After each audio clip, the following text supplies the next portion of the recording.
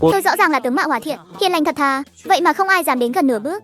Ruồi muỗi cũng không dám bay đến gần tôi suốt 3 năm qua. Còn tên chủ thầu muốn cưỡng chế phá rỡ nhà tôi, không chỉ mất trắng một chiếc máy xúc cỡ lớn, mà còn bị đám cướp hung hãn đang lẩn trốn bắt làm con tin.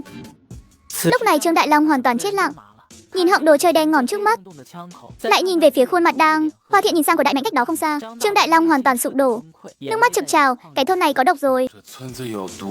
Tôi muốn về nhà, tôi muốn về nhà. Cứu mạng, đồng chí cảnh sát, cứu mạng tôi với. Tất cả tìm chỗ ẩn nấp. Có đối tượng trang bị binh khí, cảnh giới cấp độ 1. Hắc Lang. Đây chính là kẻ mà cục thành phố đã thông báo suốt buổi sáng, khiến toàn trấn phải phong tỏa truy bắt, tội phạm bị truy nã cấp Anh. Những người đối diện nghe đây, các người đã bị bao vây, lập tức hạ đồ chơi xuống. Đừng làm hại con tin. Vương tổng, là tôi đây, tôi là Đại Long, mau khai hỏa xử đẹp lũ điên này đi. Tôi không muốn bay màu đâu, tôi là hộ nộp thuế lớn mà. Trương Đại Long, Vương Kiến Quốc ngẩn người, ngay sau đó đã hiểu chuyện chiếc máy xúc là thế nào. Tên xui xẻo này đến để phá rỡ nhà người ta, đội phá rỡ đụng chúng băng cướp cạn. Hắc Lang, bỏ đồ chơi xuống, người đã bị bao vây rồi. Trương Đại Long, đừng cử động lung tung, hãy phối hợp với cảnh sát. Vương cục cứu tôi, mau khai hỏa đi. Cầm miệng, thần kinh vốn đang căng thẳng của Hắc Lang bị tiếng gào thét như chọc tiết lợn của Trương Đại Long làm cho đau cả đầu. Tiếng kêu thảm của Trương Đại Long đột ngột dừng lại, hắn ôm đầu ngã quỵ xuống đất như một vũng bùn. Phong Cẩu, đem thứ đó ra cho bọn chúng mở mang tầm mắt. Tên tội phạm liều mạng tên Phong Cẩu bên cạnh hiểu ý, lôi ra một gói thuốc nổ tự chế, tay kia bật chiếc bật lửa chống gió. Tất cả nghe cho rõ đây, đây là mìn tự chế từ mỏ của bọn ta, có thêm gia vị đấy. Ta biết các người muốn bắt sống, bắt các người dám cơ không? Chỉ cần ngón tay anh em ta run lên một cái, trong chu vi vài chục mét này, bất kể là nhà cửa hay dân làng, đều sẽ biến thành bùn đất hết. Lúc này đang nấp sau xác chiếc máy xúc, Đại Mạnh đang quan sát tình hình phía sau. Khi thấy đám cướp hung hãn đang đe dọa bà con, ánh mắt anh dần chuyển từ xem náo nhiệt sang nhìn những kẻ sắp đằng xuất. Đại Mạnh hít sâu một hơi, ngọn lửa trong lồng ngực bốc lên ngùn ngụt. Thật sự coi tôi là của hồng mềm để nắn sao? Lúc này ánh mắt của Đại Mạnh đã dừng lại ở chiếc máy xúc phế thải bên cạnh mà anh vừa mới chê bai xong. Mượn cái này dùng một chút. Đại Mạnh đưa tay bám lấy mép nắp cabo máy. Anh hít một hơi thật sâu, cơ bắp sau lưng tức thì gồ lên. Đi kèm với tiếng kim loại bị xé rách chói tai, một tấm nắp capo bằng thép dày cổ, vậy mà lại bị anh dùng sức giật phăng ra khỏi thân máy xúc.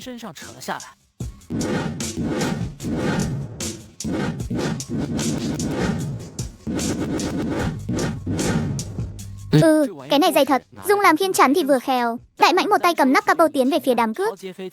Mỗi bước anh tiến tới, thân hình vạm vỡ, đều mang theo một sự áp bách đến nghẹt thở. Khai hỏa, bắn cho tao, tất cả bắn hết cho tao. Nghe theo lệnh của đại ca, đám lâu la lũ lượt nhắm về hướng Đại Mạnh xả đạn loạn xạ. Đại Mạnh giơ khiên chậm rãi tiến lên, vững chãi như một chiếc xe tăng hạng nặng đang nổi giận, sẵn sàng nghiền nát mọi thứ cản đường. Anh chậm rãi vận khí, sức mạnh của thần cấp, cách đấu thuật như một dòng điện. Tập trung vào chân phải, đột nhiên Đại Mạnh dùng lực đá mạnh xuống đất. Mấy viên đá cuội bị sức bật kinh người của anh đá bay đi như đạn lạc. Từng tiếng kêu thảm thiết vang lên, đá cuội đánh gục tất cả đám cướp hung hãn. Hắc Lang hoàn toàn hoảng loạn, hắn ôm lấy lồng ngực bị trúng đòn, nhìn người đàn ông đang từng bước ép sát. Tên này có thật sự là người không vậy?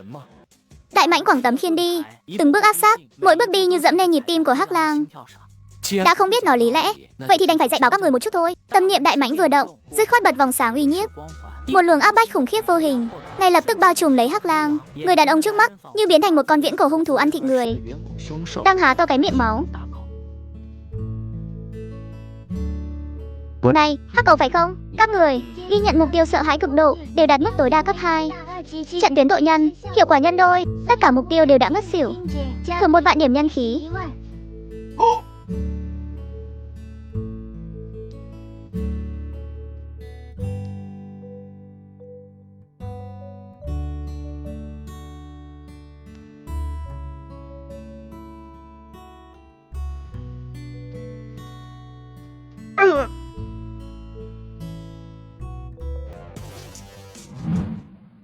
Lúc chiều tà, ánh hoàng hôn buông xuống, Đại Mạnh tiễn cảnh sát đi.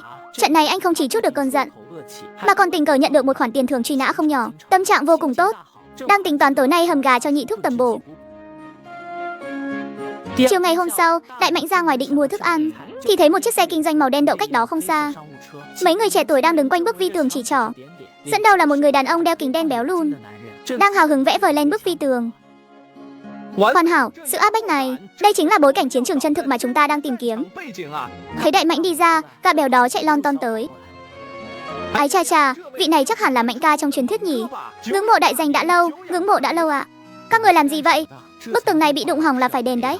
Gã béo bị ánh mắt hung hãn của Đại Mãnh làm cho giật mình, nhưng rất nhanh sau đó lại trở nên phấn khích, lôi từ trong túi ra một tấm danh thiếp, hai tay dâng lên. Đừng hiểu lầm, tôi là tổng đạo diễn của chương trình Trốn thoát cực hạn thuộc đài vệ tinh khoai tây Trương Đại Chỉ. Chúng tôi là một chương trình truyền hình thực tế truy đuổi thực cảnh. Truyền hình thực tế? Đại Mãnh nhíu mày, nhận lấy tấm danh thiếp, xem mà cũng chẳng hiểu gì. Chuyện là thế này, tỷ suất xem đài mùa trước của chúng tôi hơi sụt giảm. Khán giả đều nói các khách mời ngôi sao bây giờ an nhàn quá, không có cảm giác cấp bách đó. Thế nên, vừa rồi, chúng tôi thấy đoạn cắt từ livestream của Tô Tiểu Đường. Về iPhone của anh cái cha, đó chính là thợ săn cuối cùng mà chúng tôi đang tìm kiếm. Chúng tôi muốn mời anh đảm nhận vai trò át chủ bài thường trực trong mùa tới. Kẻ truy đuổi, ý là bảo tôi đi dọa người ta hả? Đúng, chính là diễn đúng bản chất, để cho những ngôi sao ngày thường luôn rạng rỡ xinh đẹp đó cảm nhận được sự áp bách chân thực nhất.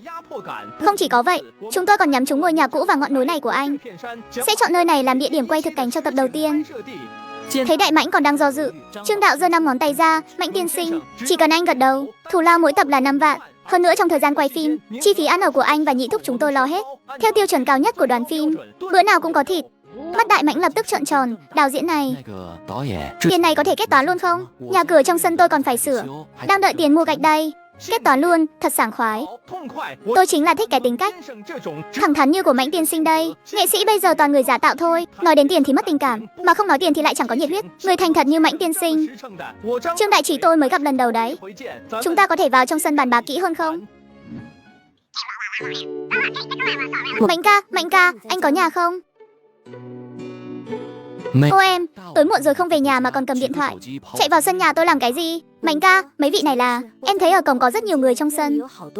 Em thấy trên kênh chat mọi người đều lo cho anh, sợ anh bị thế lực đen tối nào đó đe dọa.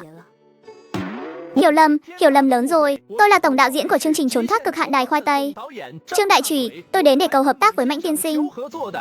Trương Đại Chỉ. Ai cha, đúng là Trương Đạo rồi. Em có xem chương trình của anh, hát lắm luôn.